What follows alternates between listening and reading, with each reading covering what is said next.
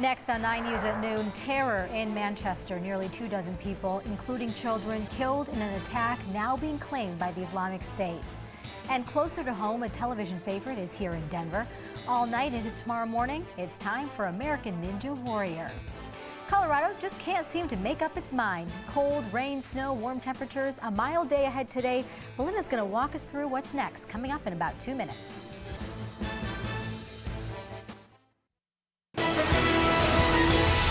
This is 9 News. An explosion outside a concert venue. Nearly 24 people were killed. Now police have a man in custody that they say is connected to it all. The attack left 22 dead and 59 injured. Police are identifying the suspect as Salam Abedi.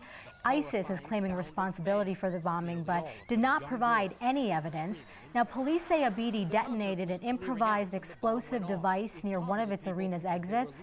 He was also killed in the explosion. Thousands of people were leaving the arena following an Ariana Grande concert when one of those blasts went off. Prime Minister Theresa May is reassuring concert goers that there will be increased security moving forward. The police and others will, of course, be looking at the security of venues to ensure that people can continue to enjoy summer events, feeling secure and enjoy those events. What is clear is that we are ensuring the resources are available for the police in order to be able to do the job that they need to do. And a lot of support coming in right now. Thousands of people, as you see right there, gathered today for a vigil, paying tribute to those that lost their lives and those who were injured. More and more information just keeps coming out every hour about the attack, what happened. We are learning details really minute to minute. Tonight at 5:30 here on 9 News, NBC's Lester Holt will be in Manchester with the latest updates. All right, back here at home, we do want to get a check of the weather now with Belinda. She joins us here. And Belinda, we're in for a nice day today and just gets warmer tomorrow. I think so. Last night, yesterday afternoon, wowzers, as that front pushed through. We did talk about how it was going to be an abrupt change and how strong those winds were going to be today. A much calmer forecast for you.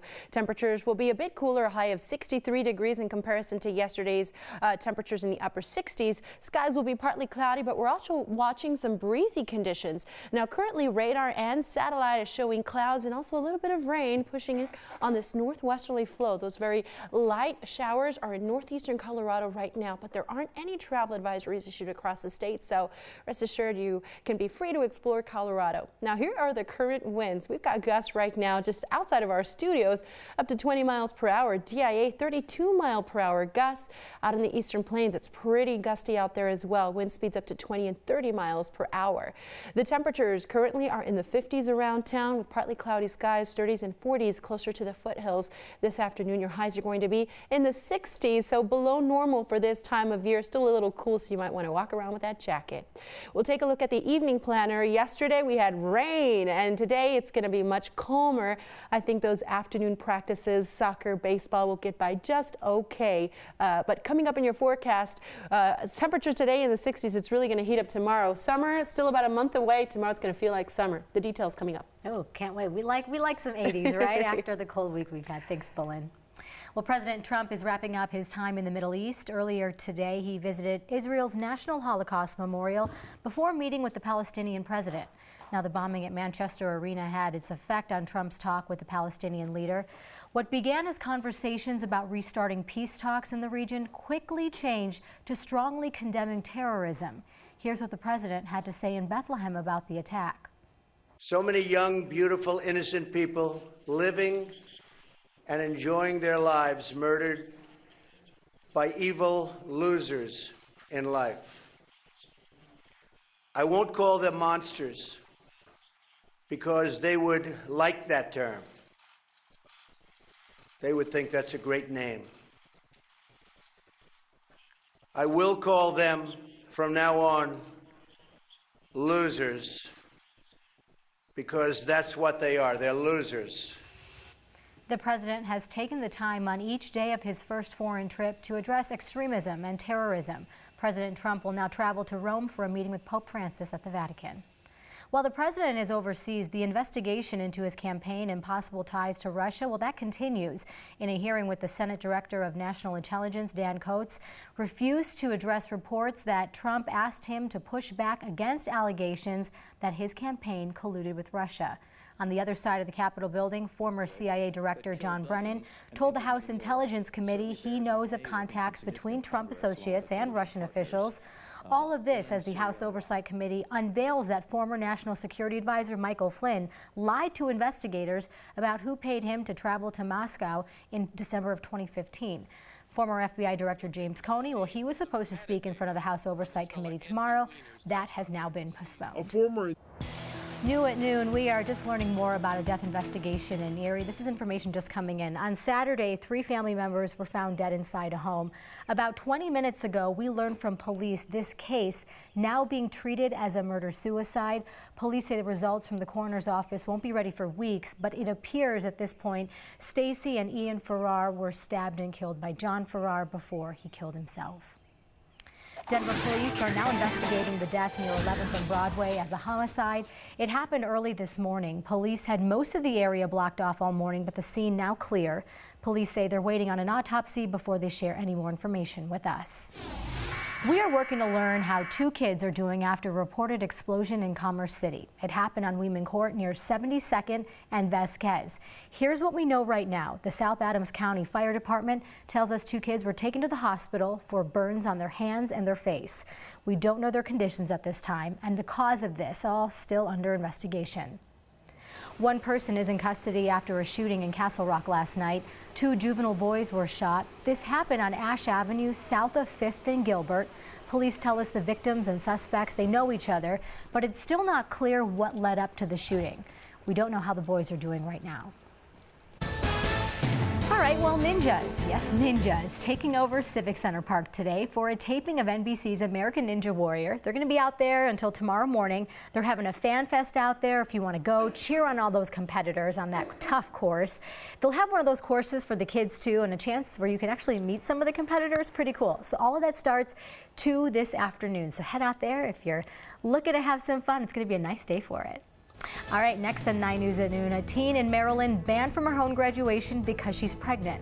And later, a group of grandmas in Texas gives some words of advice on dating in the digital age. But first, we are in for a warm, mild day, and that's going to set us up for a gorgeous Wednesday. But rain is in the mix this weekend. Belin's full forecast coming up next.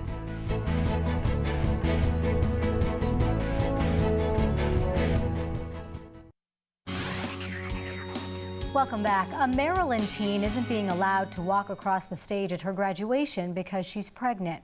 18-year-old Maddie Runkles attends the Heritage Academy in Hagerstown. It's a Christian high school. That high school says being pregnant is against their code of conduct. Maddie was also suspended for 2 days and removed from the student council. She told our sister station in Washington, D.C. that she feels the school turned on her because she chose life over an abortion. I had worked so hard for that, and I made one mistake, and all my hard work was being taken away from me. Maddie says she's focusing on finishing school right now, maintaining her 4.0 GPA. Then she says she'll take college courses online to stay close to her family. Dating advice from Grandma. You may want to take it or leave it. A group of grandmothers at a senior living home in Texas aren't in the dating game anymore, but they have some heartwarming advice for those that just need a little help.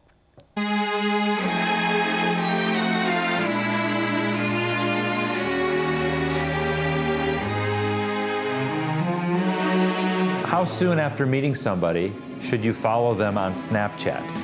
I have no idea what Snapchat is. Is it where you take a lot of pictures of each other? That sounds juvenile, stupid. On the first date, be yourself. I expect a man to be a gentleman. Don't be too judgmental of the person before you get to know them. And expect yourself to behave as a lady. Respect yourself, and he will respect you. When it comes to those first phone calls, I would expect him to call me. If he didn't, obviously there's no point going on. I don't even know if they go out on dates. They just text each other. And what do you think about that? That's bad? No, it's more fun to be up close. You know, texting.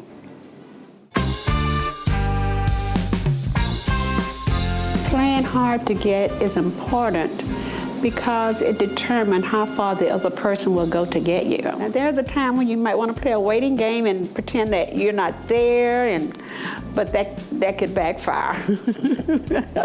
Make it hard enough to to add a little mystery to the whole thing. Well, where is she? Well, why don't she answer the phone? You like the guy and he doesn't call you, what are you going to do about that? Be sad for a minute and think, oh, well, there'll be another one coming along. I mean, don't sleep with the first, your first date. Maybe your second or third.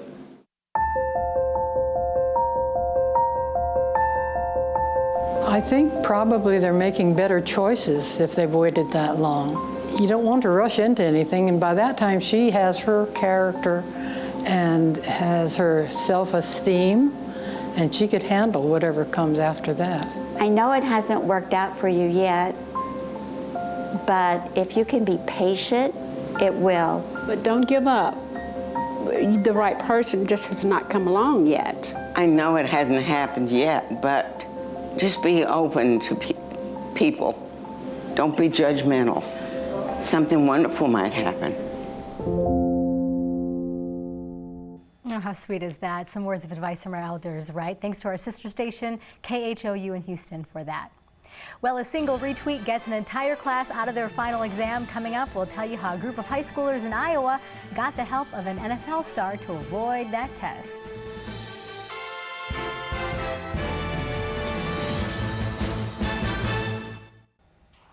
Oh, the power of social media. A group of students in Janesville, Iowa did not want to take their sports literature final exam. Their teacher, a big-time cheesehead, said if they can get a retweet from Green Bay Packers star Aaron Rodgers, the test would be canceled. He retweeted them, and the students, well, they just didn't have to take that final exam. Later on in the day, another group of students got out of a history final by getting a retweet from Brett Favre. A grandfather and his grandson are getting to see colors together for the first time, thanks to some very special glasses. 10-year-old Caleb Adams from Indiana has been colorblind his entire life. His mom decided to take him to an optometrist to try some of those special glasses on. Caleb insisted his colorblind grandfather come along, so together the two found the perfect pair. I was blind and have been all my life, but I didn't know what I was missing. But now I feel like I've got my full sight. I just love seeing all of this, like the sunset. I just love seeing it in the sky and all the shades of green outside in the trees. Oh, such appreciation for color. The glasses are helping Caleb do something he's always loved, drawing. Before glasses, he had to ask people to help him pick out the right colors. Now he can do it all by himself.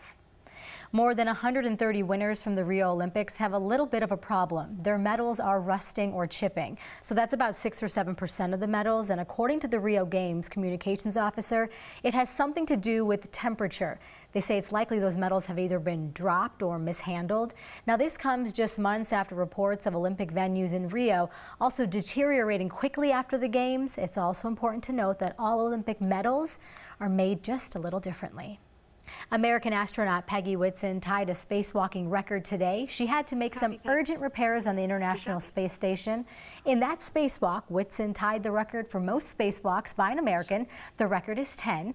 Whitson was joined by Colorado native Jack Fisher. Now, this spacewalk just adds to her many, many accomplishments. She has spent more time off planet than any other American and is also the oldest woman to ever fly in space at the age of 57.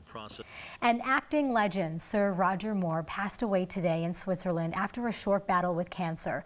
Moore was the face of the infamous British spy James Bond. NBC's Laura Aguirre reports. I'm very grateful to you, Mr. Templar. Simon Templar. It was his role as suave and debonair Simon Templar in the TV series The Saint that made Roger Moore a household name. However, it wasn't until 1972 that Moore catapulted to stardom. My name's Bond. James Bond. He landed the part of one of Hollywood's most sought-after male characters, British spy James Bond. He retired from playing 007 after A View to a Kill in 1985. It was then that Moore immersed himself in humanitarian causes. He followed Audrey Hepburn as UNICEF's special representative for the film arts, raising funds for children in underdeveloped countries. Moore was also selected as a UNICEF Goodwill Ambassador. He was honored by Queen Elizabeth in 2003 for his charity work. When he was knighted by the Queen, he said he had the worst case of stage fright in his life. Sir Roger Moore said being honored for charity was even greater than winning the elusive Oscar. Laura Aguirre, NBC News.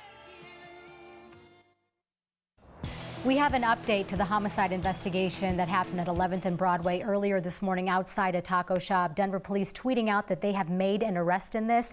This started off as a death investigation, turned into a homicide investigation, and now we've learned that police have made an arrest in this. Of course, we're going to keep following this, bring you any information later on today at 4, always on 9news.com. A final check at your forecast, dry and breezy for the rest of the day. Then tomorrow it heats up, a high of 80 degrees. It turns cooler on Thursday and Friday. The Rockies come back to town. They'll start their series against the Cardinals, and we'll have a chance for storms each afternoon through the Memorial Day weekend. Also, the Rapids game happening this Saturday, and on Monday for Memorial Day, looking at an isolated chances for showers with a high of 66. All right, enjoy the day out there and the warmer day tomorrow. That's it for us now. We're back here at 4.